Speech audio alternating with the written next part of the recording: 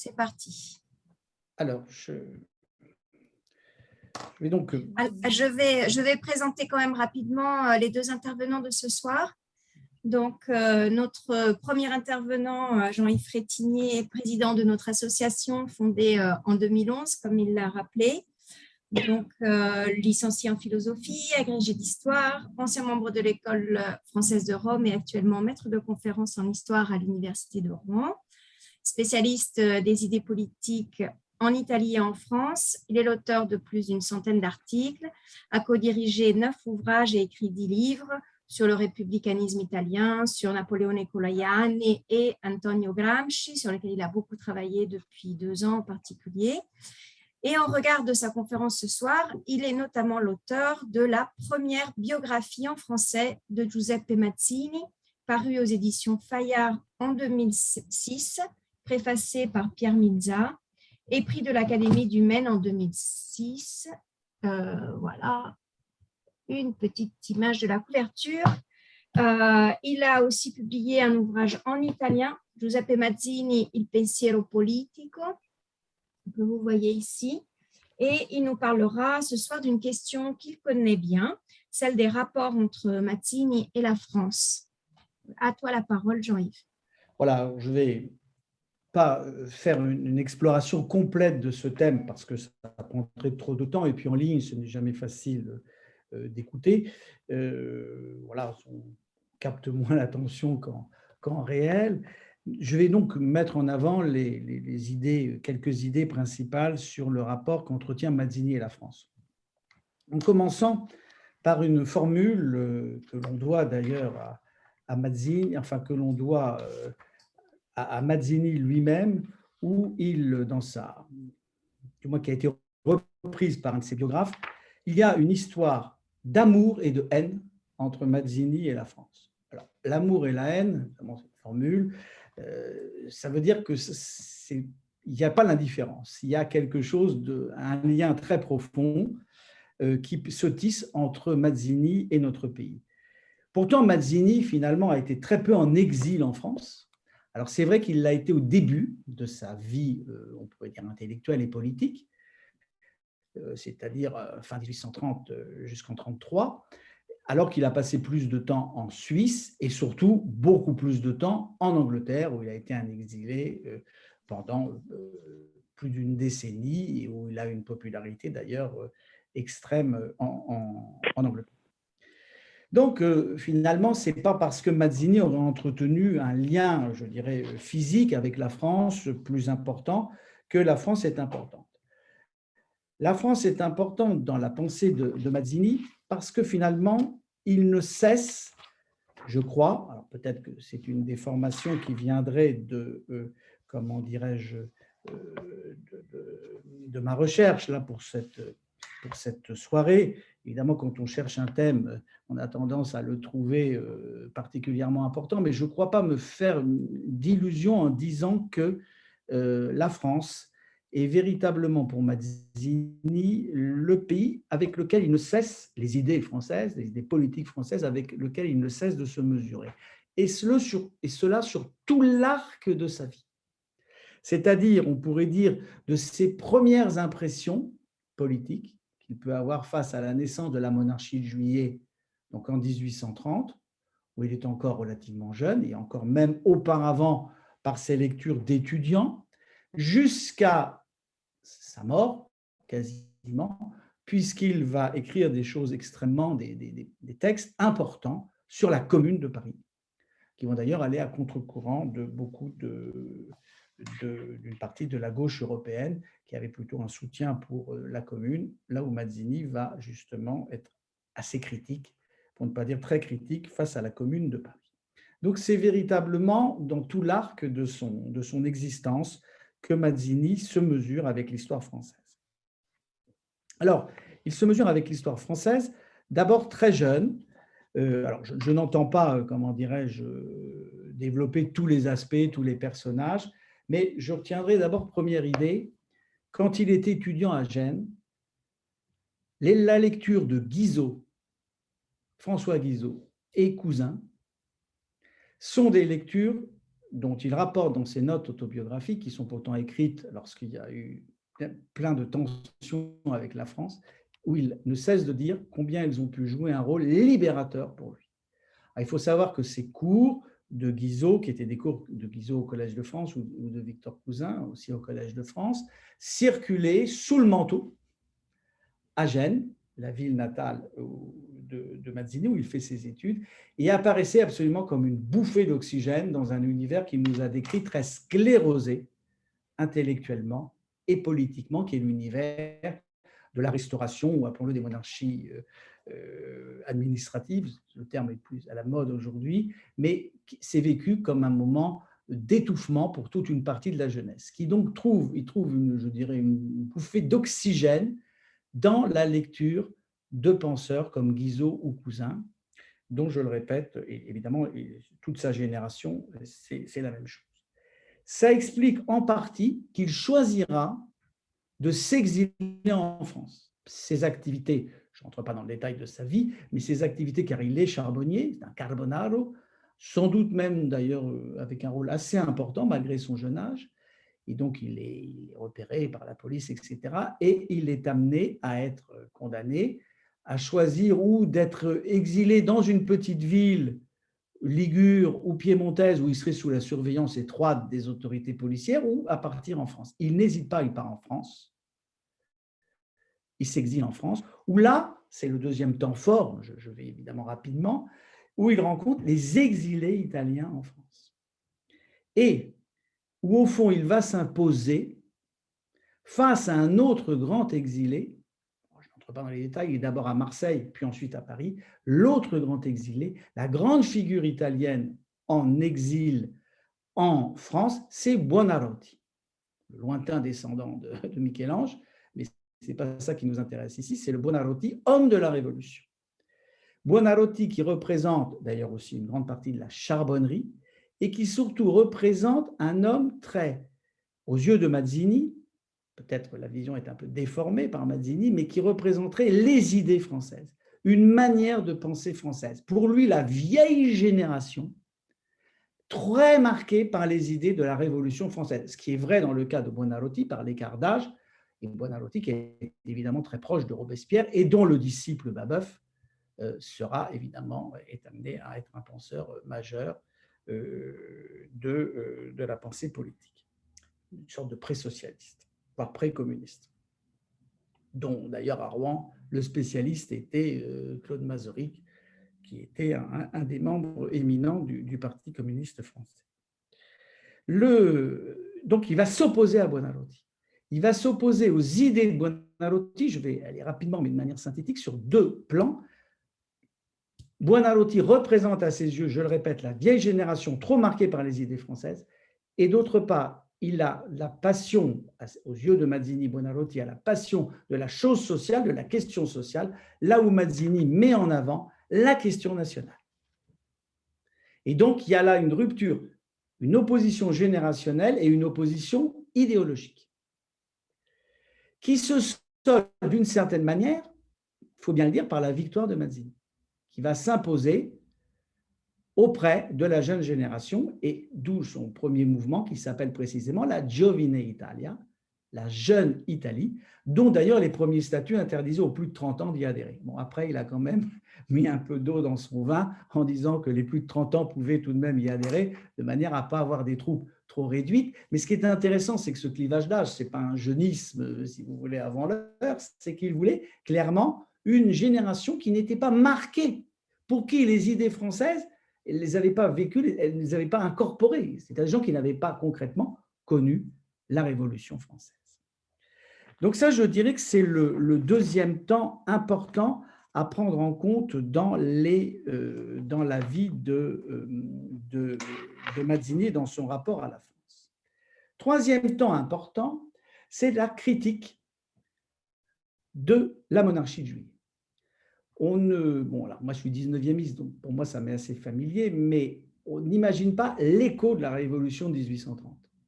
À mon avis, l'écho de la Révolution de 1830 dans le monde, et en particulier dans le monde italien, est peut-être tout aussi important, voire plus important, je suis peut-être un peu provocateur, que celle de 1848, que l'on étudie beaucoup plus je ne sais pas si on l'étudie aujourd'hui au lycée, mais qu'on étudie beaucoup plus, tandis que celle de 1830 passait, puisqu'après tout, elle avait mis fin à une monarchie pour donner une autre monarchie. Mais en réalité, il y a un écho terrible en 1830. Pourquoi il y a un écho terrible de la Révolution de 1830? Parce qu'on s'imagine, ça y est, la France, qui n'a cessé de donner le la politique depuis 1789, 89, 93, 96, l'arrivée des troupes du Directoire en Italie, puis Bonaparte.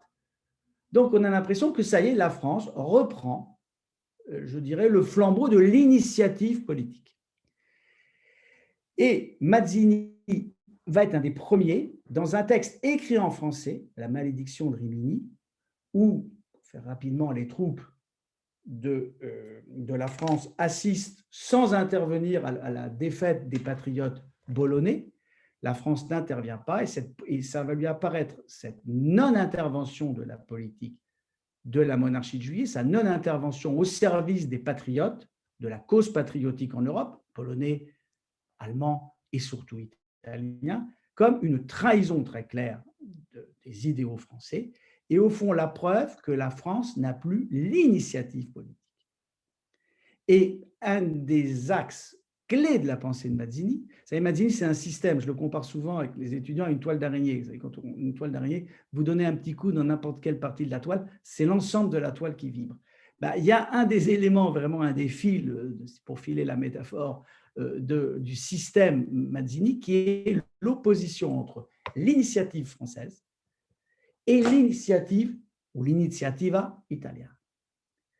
Ce qui veut dire une relecture du rôle de la France dans l'histoire, et en particulier de la Révolution française, que Mazzini va opérer assez rapidement. Attention, Mazzini se réclame du romantisme.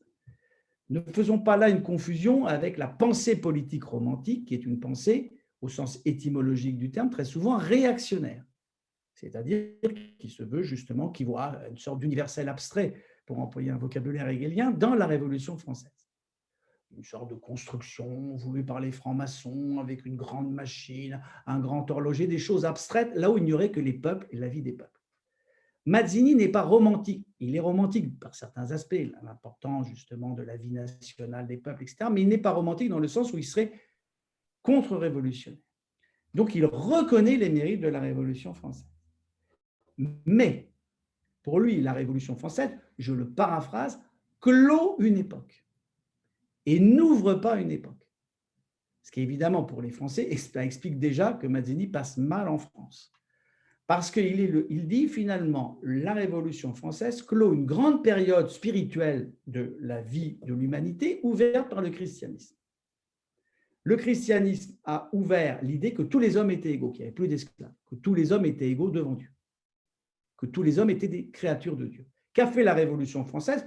Je simplifie la pensée de Mazzini, mais je la schématise. Je ne pense pas la trahir, même en étant un peu excessivement schématique. Qu'a fait la Révolution française? Elle a gravé dans le marbre de la loi ce que le christianisme disait. Mais en ce sens-là, son œuvre est impérissable. Elle a créé l'égalité civile ou civique, mais elle clôt une époque. Aujourd'hui, il faut voir autre chose. Il faut décaler le regard des droits de l'individu aux devoirs de l'humanité et il faut donc penser non plus en termes simplement de droits, mais de devoirs, et ne plus simplement penser en termes d'individus, mais d'humanité. Et il faut penser de manière très importante à un échelon intermédiaire qui est le moment de la nation ou du peuple. Il ne s'agit pas simplement de défendre les libertés individuelles et d'avoir une vision cosmopolitique, que tous les hommes finalement forment une société civile, comme le voulait Montesquieu, pensant la société des nations sur le modèle de la société civile, donc de rapports apaisés. Mais il y a un échelon intermédiaire qui est celui justement auquel doit se confronter la jeune génération, de construire des États-nations. Évidemment, c'est une problématique qui est moins sensible en France, parce que la France est déjà un État-nation. Mais vous comprenez que c'est une problématique qui va avoir une grande importance en Europe, qui va expliquer un des mouvements peut-être tout aussi importants que la jeune Europe, qui est la jeune Italie, qui est la jeune Europe, Giovine Europa, que crée Mazzini en 1834, et qui précisément se veut et est la première association dans l'histoire entre différents patriotes polonais, essentiellement allemand, polonais, italien. Bon, il y en a un peu d'autres, mais qui sont plus minoritaires. Il y a une jeune Allemagne, il y a une jeune Pologne, il y a une jeune Italie. Chacune, il y a d'autres, mais c'est les trois principales, ayant un rôle important dans une ère de civilisation. Les Allemands dans l'ère, disons, germanique, plus générale, d'être le peuple qui donne l'initiative, les Polonais dans le monde slave et les Italiens dans le monde latin. Il n'y a plus de peuple roi, popolore, qui serait la France, qui dirait, voilà, qui porterait le flambeau de la liberté. Il y a désormais plusieurs initiatives, et en particulier une principalement importante, l'initiative italienne. Ce qui est intéressant, c'est qu'il fait une très jolie comparaison aussi avec la musique. Il dit, voilà, il n'y a plus un musicien roi, hein, c'est Rossini qui stigmatise un musicien roi, il y a maintenant des orchestres et des musiciens qui seront des chœurs, etc. C'est intéressant aussi de voir que finalement ce schéma de refuser que, je dirais, il y ait une sorte de pays ou de personnage qui serait celui qui aurait l'initiative en politique, mais que celle-ci désormais est plurielle et appartient entre autres au peuple. Alors évidemment, on a beaucoup accusé Mazzini de dire c'est une optique anti-française et pourquoi ce privilège accordé à Rome? Pourquoi ce privilège accordé à Rome? Il s'en explique assez bien. C'est la fameuse idée de troisième Rome, qui sera ensuite reprise, déclinée, et là, Laura, c'est pas pour lui, comment dirais-je, la flatter, mais elle a beaucoup écrit sur cette question de la troisième Rome. Alors, la troisième Rome, peut-être que pour vous, ça vous évoque le fascisme, mais avant, Mazzini en parle. Finalement, pourquoi ce privilège un peu de Rome? Pourquoi ce décalage du regard de Paris à Rome? C'est qu'à Rome, il se passe quelque chose d'unique, un despotisme d'un genre unique, puisqu'à Rome, il y a un pape roi, c'est-à-dire quelqu'un qui concentre despotisme politique, ça, il n'est pas le seul, mais en plus, je dirais, alors une forme, on pourrait dire, de despotisme religieux. Et donc, là où d'ailleurs le programme de Mazzini est de mettre à la place de ce pouvoir une constituante dans le domaine politique et d'en appeler à un concile universel. Peut-être que Mazzini a trouvé une partie des solutions aux difficultés du monde catholique. Je me souviens d'avoir présenté ça en séminaire avec mon ami François Jancoviac, dans un séminaire de Paris 11 devant des prêtres qui étaient un peu surpris en droit canonique, mais finalement, ils pensent véritablement une idée de concile. Pourquoi? Parce que la souveraineté du peuple est dans la constituante, la souveraineté des chrétiens est dans le concile. Et donc, à Rome se joue quelque chose qui dépasse largement le champ italien.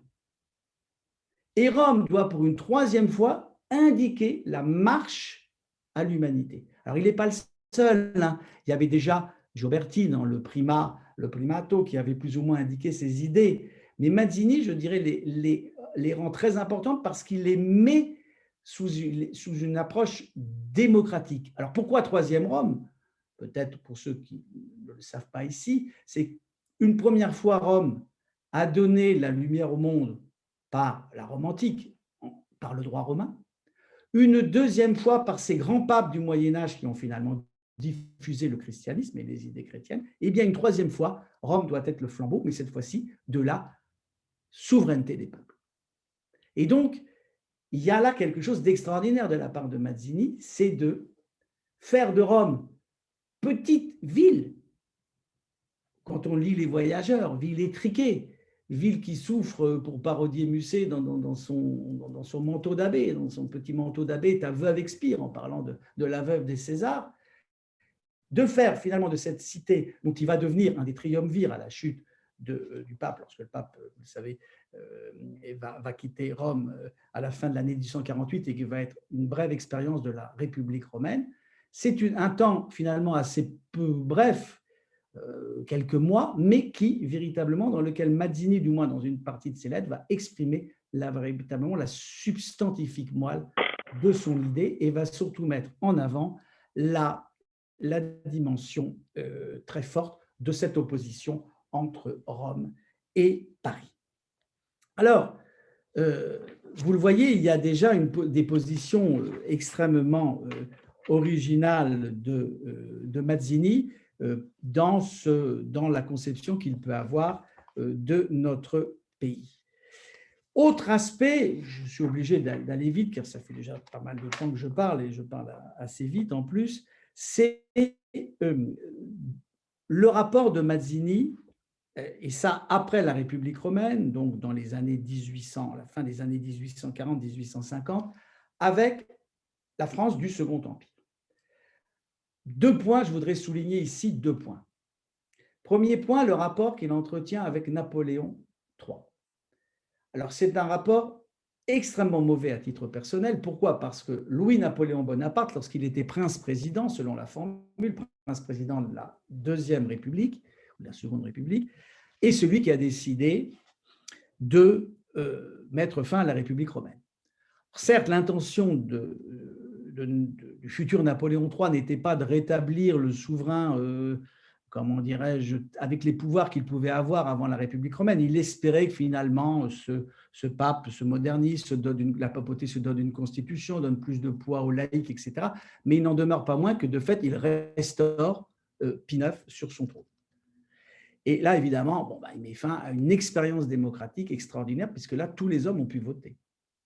Il y a eu quand même là une expérience démocratique dans ce 19e siècle italien unique, que l'on doit à Mazzini.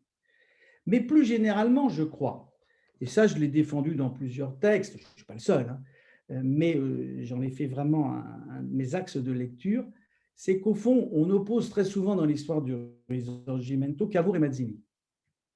Et il me semble que la véritable grande opposition, au niveau des idées politiques, elle est entre Napoléon III et Mazzini. Cavour, justement, et c'est son génie servant, si vous me passez une image mathématique, de bissectrice entre les deux, en empruntant un peu aux deux. Ce qui fait que le Risorgimento ne sera pas qu'un Risorgimento dynastique, mais un Risorgimento national, certes encadré par la dynastie, mais dans lequel le peuple a joué.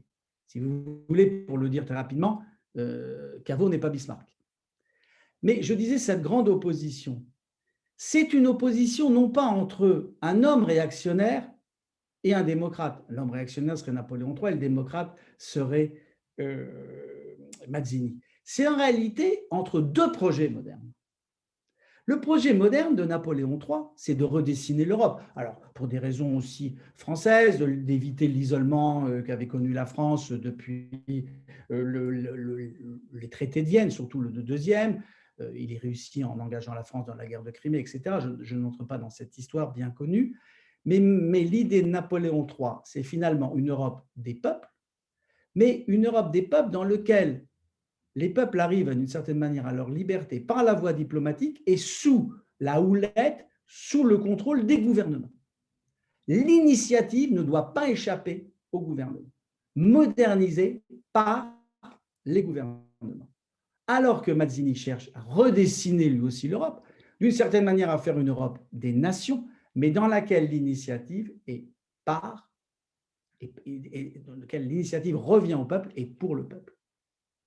Évidemment, ce qui est beaucoup plus par rapport à nos critères dans une modernité. Mais je crois qu'il faut vraiment garder ça au niveau des idées, c'est bien l'opposition majeure qui se dessine. L'autre aspect des années 1850, c'est le rapport avec les socialistes français. C'est la brouille très forte de Mazzini avec les socialistes français, et en particulier avec Louis Blanc, Fourier, Cabet, et voire même Pierre Leroux, qui avait été sans doute le personnage politiquement longtemps un des plus proches, avec Lamennais deuxième version, Lamennais qui perd sa particule et qui devient, comment dirais-je, démocrate, c'était sans doute les deux personnages les plus proches de lui. Pourquoi cette brouille? Je vais la résumer à la serpe. Première raison, c'est cette mise en avant du matérialisme que Mazzini déplore. Là, il faut comprendre une des grandes ruptures qu'il peut y avoir entre Mazzini et la France qui explique que Mazzini ne soit pas populaire en France, là où Garibaldi l'est. C'est que Mazzini place la souveraineté, non pas dans le peuple, comme les républicains français, comme les socialistes français, mais la place dans Dieu. Dio e il popolo. Mais et sans accentuer, je prononce mal, je m'excuse devant les italianistes. Dieu et le peuple, et ET, et non pas EST. Il y a Dieu, la souveraineté est en Dieu, Mais le prophète de Dieu, celui qui manifeste cette souveraineté dans l'histoire, c'est le peuple. Là où la plupart, alors certains pourraient dire même peut-être même certains républicains pourraient être proches de ça, mais ils sont minoritaires. Et évidemment, la pensée des républicains, ce qui fait leur force aussi politique, en défendant le suffrage universel, alors masculin, c'est vrai, c'est de dire que la souveraineté est dans le peuple et n'est plus dans Dieu, ou n'est pas dans Dieu. C'est une rupture fondamentale qui explique que finalement, Mazzini ne peut pas être populaire parmi les républicains français. Alors, il l'est auprès de quelques personnes comme Victor Hugo, qui célèbre l'homme, il l'est aussi par son courage, ou il peut l'être, il est sans doute le penseur qui est le plus proche de lui dans les années 1850, c'est Edgar Quinet, sur lequel je crois une de nos collègues qui nous écoute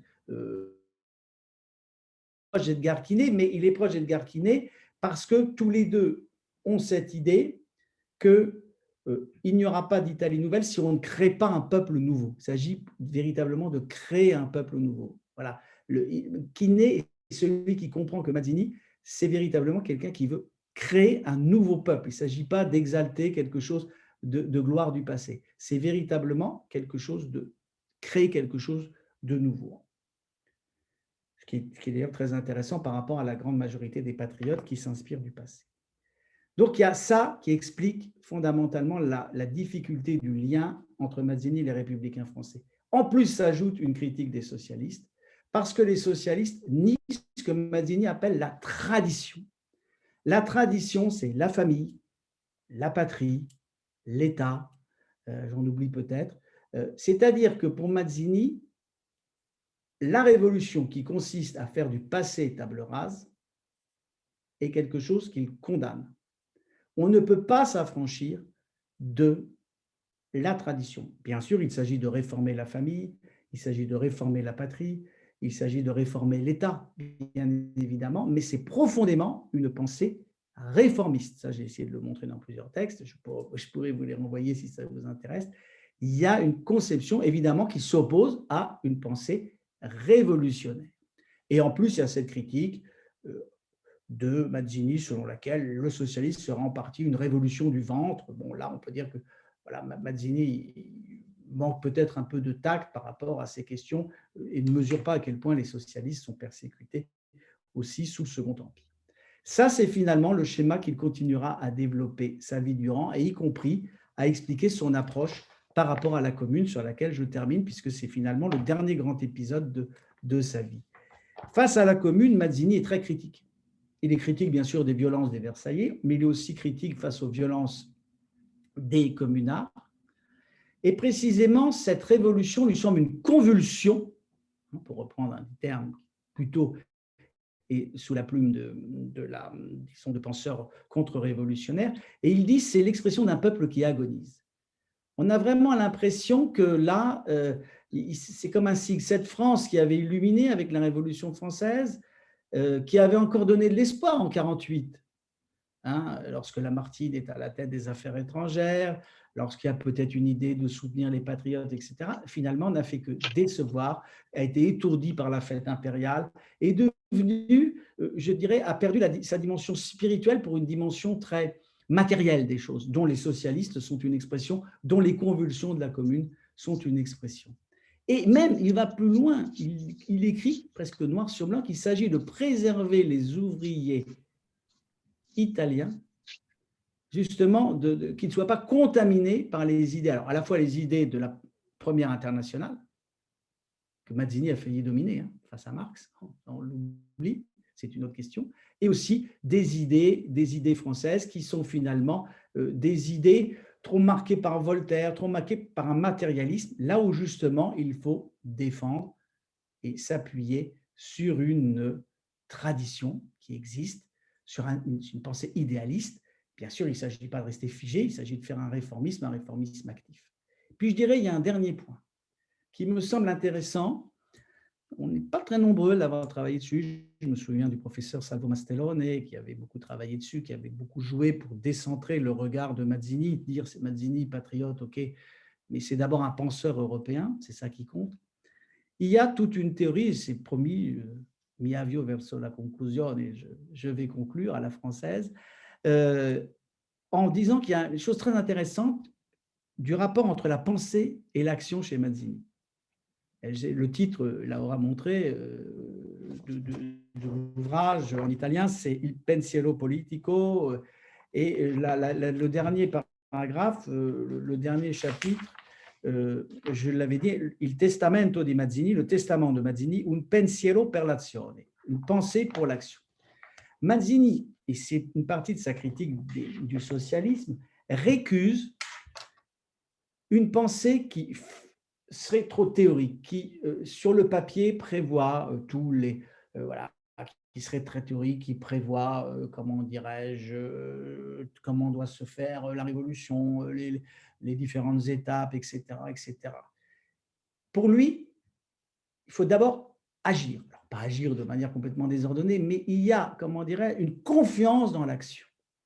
Il y a une confiance dans l'action politique, là où il s'oppose justement à tout ce qu'il appelle les utopies, qui construisent à ses yeux des schémas qui tiennent très bien sur le papier, mais qui en fait, de la réalité, s'effondrent rapidement face à la réalité.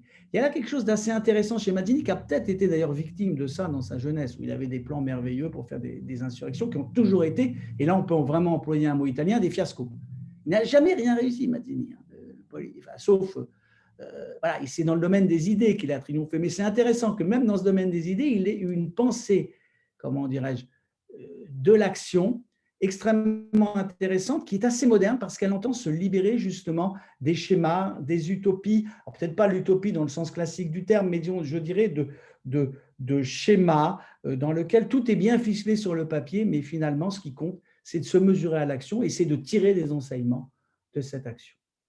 Donc, tout ça pour dire qu'on comprend que, brièvement résumé, sa conception de la Révolution, sa volonté d'opposer l'initiative italienne à l'initiative française, sa critique de Napoléon III, sa critique des socialistes français, sa position très quand même critique vis-à-vis de la Commune, fait il est peu populaire en France, Mazzini. Mazzini, rien à voir avec la popularité de Garibaldi.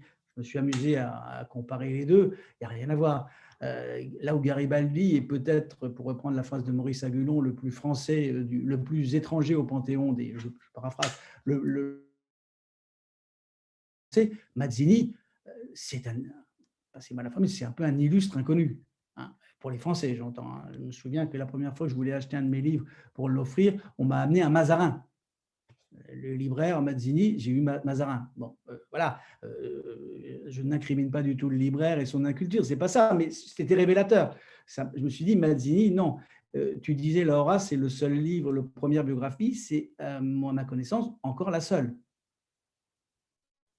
Bon, or, on est sur un personnage majeur de l'histoire italienne. C'est pas, voilà, c'est pas un personnage secondaire, important, secondaire. Non, on est face à un penseur et à un homme politique majeur, puisqu'on l'appelle l'apôtre de l'unité. L'apôtre, c'est intéressant, ça renvoie bien à sa conception de la souveraineté en Dieu, ou le titre que j'avais donné en français, un des pères de l'unité italienne. Mais je pense que les raisons, vous les comprenez. Au fond, Mazzini arrive un peu trop tard par rapport à une pensée républicaine dont il aurait pu être proche, dont il est proche par certains aspects, l'aspect réformiste, la conception solidariste de la question sociale. Mais en plaçant la souveraineté en Dieu, etc., il n'est plus, je dirais, il appartient au premier 19e siècle. Et donc, il y a une sorte de décalage qui, finalement, n'a jamais été résolu. J'espère avoir été clair dans mon propos et je vous remercie de m'avoir écouté.